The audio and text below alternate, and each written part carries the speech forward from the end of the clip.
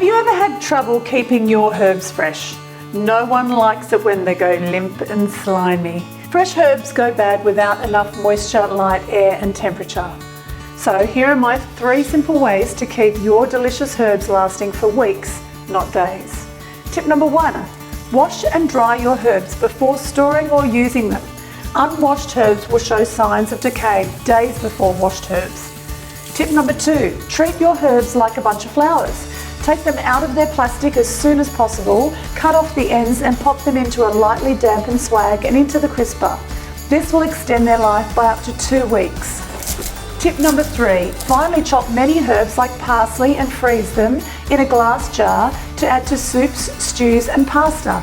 If you're looking for a way to reduce food waste, save money and save the planet, then head to our website to learn more about the swag or follow us on social. Happy swagging!